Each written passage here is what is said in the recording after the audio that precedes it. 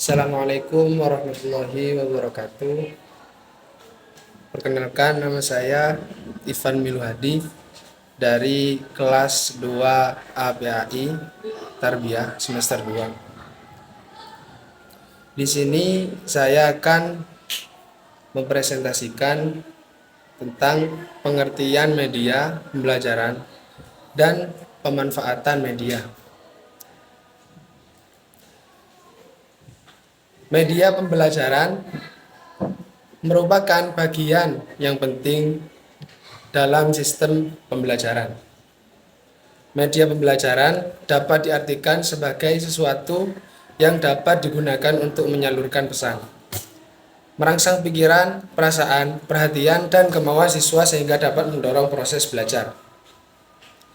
Pembelajaran dengan menggunakan media, pembelajaran tidak hanya sekedar menggunakan kata-kata atau simbol verbal. Dengan demikian, dapat kita harapkan hasil pengalaman belajar lebih berarti bagi siswa. Lanjut. Poin kedua yaitu pemanfaatan media pembelajaran dalam pendidikan. Yang pertama, pendidikan adalah usaha sadar dan sistematis yang dilakukan oleh orang-orang yang diserahi tanggung jawab untuk mempengaruhi peserta didik yang mempunyai sifat dan tabiat sesuai cita-cita pendidikan.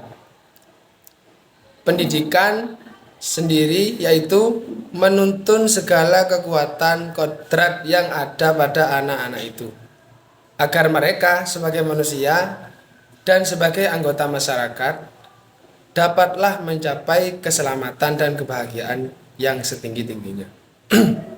Poin kedua, nomor 2 maksudnya, di era modern ini sistem pembelajaran semakin canggih, oleh karena itu guru harus selalu mengikuti zaman agar proses pembelajaran sesuai dengan kondisi yang terjadi. Kecenderungan pembelajaran yang membosankan sering terjadi di dunia pendidikan. Hal tersebut terjadi karena cara penyampaian dari guru terlalu monoton sehingga murid merasa bosan. Dampak dari terjadinya rasa sangat bosan yaitu berbahaya karena hasil dari proses pembelajaran tidak akan maksimal. Maksudnya itu gimana ya? Murid itu merasa bosan kalau monoton terus. Kalau yang ngajar itu monoton terus, itu bosan nanti murid. Jadi sebagai guru harus bisa mengatur dan mengondisikan kelas, bahasanya itu menghidupkan kelas gitu. Dan yang poin ketiga, media pembelajaran merupakan bagian integral dalam sistem pembelajaran. Kata media merupakan bentuk jamak dari kata medium. Medium dapat didefinisikan sebagai perantara atau pengantar terjadinya komunikasi dalam pengirim menuju penerima. Proses belajar mengajar merupakan proses komunikasi, penyampaian pesan dari pengantar ke penerima. Pesan yang baik disampaikan berupa isi atau ajaran yang dituangkan ke dalam simbol-simbol komunikasi baik secara verbal maupun non-verbal. Usaha membuat pembelajaran lebih konkret menggunakan media pembelajaran. Jadi lebih enaknya mengajar itu harus ada media.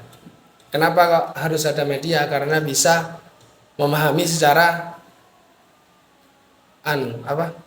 secara tangkap, maksudnya itu lekas nyantol.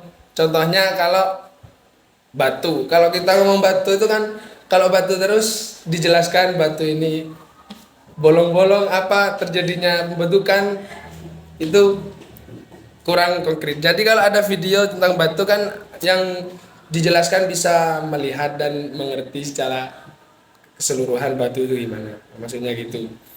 Terus lanjut,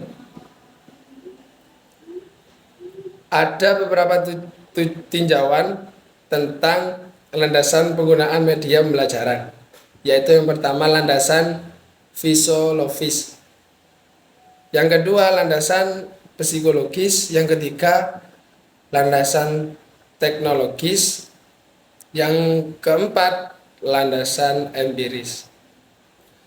Yang pertama, landasan fisiologis, adanya berbagai macam media pembelajaran. Siswa dapat mempunyai banyak pilihan untuk menggunakan media pembelajaran sesuai dengan karakteristik siswa itu sendiri. Dengan demikian, siswa akan lebih bebas untuk menentukan pilihan dan mudah memahami materi yang dipelajari.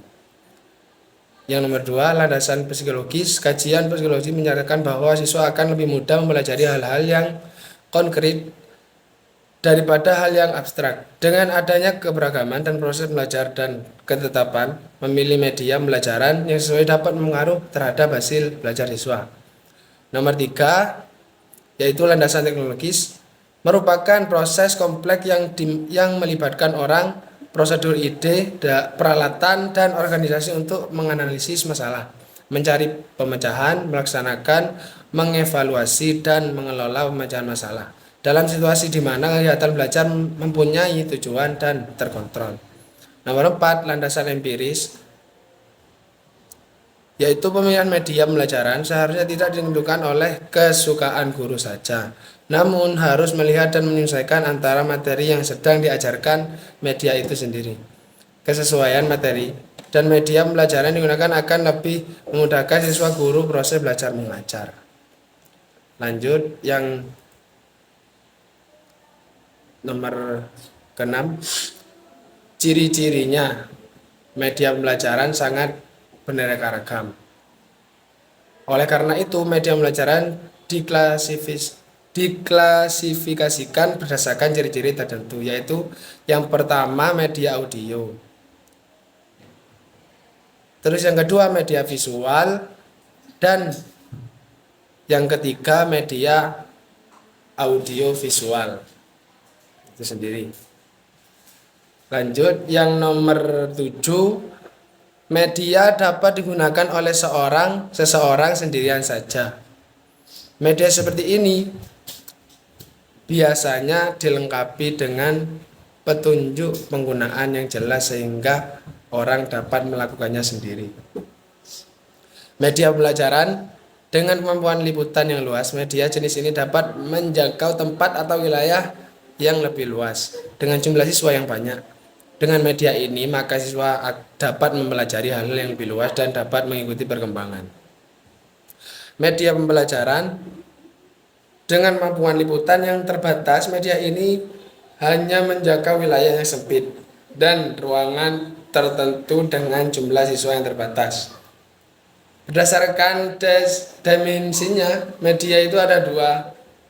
Media yang mempunyai dua ukuran, yaitu panjang dan lebar. Media dua dimensi ini dapat berupa media bentuk papan dan media cetak pada media yang berbentuk papan.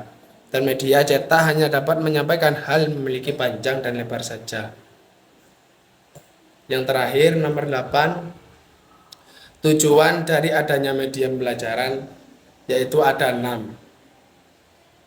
Yang pertama, memberikan kemudahan kepada peserta didik untuk lebih memahami konsep, prinsip, dan keterampilan tertentu dengan menggunakan media yang paling tepat menurut sifat bahan ajar.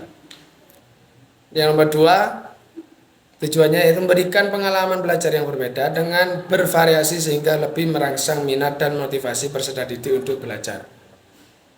Yang nomor 3, menumbuhkan sikap dan keterampilan tertentu dalam bentuk teknologi karena peserta didik tertarik untuk menggunakan atau mengoperasikan media tertentu, menciptakan sesuatu belajar yang tidak dapat dilupakan peserta didik. Terus yang nomor 5, memperjelas informasi atau pesan pembelajaran. Nomor 6, meningkatkan kualitas belajar mengajar. Mungkin cukup itu yang bisa saya presentasikan sekarang, dan apabila ada kesalahan mohon maaf, dan apabila ada kekurangan mungkin itu berasal dari saya sendiri. Wabillahi taufiq wal hidayah. Wassalamualaikum warahmatullahi wabarakatuh.